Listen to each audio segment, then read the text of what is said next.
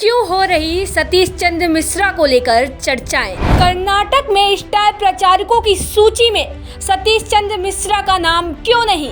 UP के निकाय चुनाव में भी नहीं दिखे सतीश।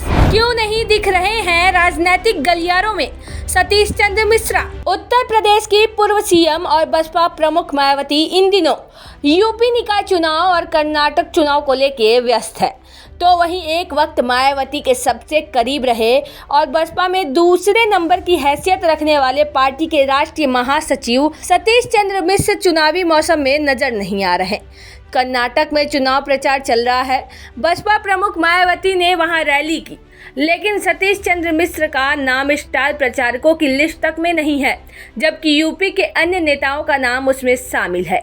इधर यूपी में चल रहे नगर निकाय चुनाव में भी वह कहीं नहीं दिखे। उन्होंने कोई चुनावी सभा नहीं की, न किसी अहम बैठक में शामिल हुए। अब राजनीतिक गलियारों में यह सवाल उठ रहा है कि चुनावी सीजन में वे कहां गायब हैं। पिछले विधानसभा चुनाव के बाद से ही बसपा ने सभी पार्टियों पर जोर शोर से नगर निकाय चुनाव को लड़ने का ऐलान कर दिया था। बसपा प्रमुख मायावती खुद लगातार चुनावी तैयारियों की मॉनिटरिंग कर रही थी। महापौर के अलावा अन्य प्रत्याशियों के चयन की जिम्मेदारी सभी जोन और जिलों के पदाधिकारियों को सौंपी गई। पार्टी सूत्रों का कहना है कि इन दिनों भी सतीश चंद्र मिश्र बैठकों और पार्टियों के अहम फैसलों से दूर रहे। वहीं अंबेडकर जयंती और बसपा प्रमुख मायावती के जन्मदिन के खास मौके पर वह मायावती के साथ दिखे थे। जब नगर निकाय चुनाव का ऐलान हुआ तो लगा कि शायद चुनाव प्रचार में वह दिखेंगे, लेकिन ऐसा नहीं हुआ। वह प्रचार के दौरान कहीं नजर नहीं आए।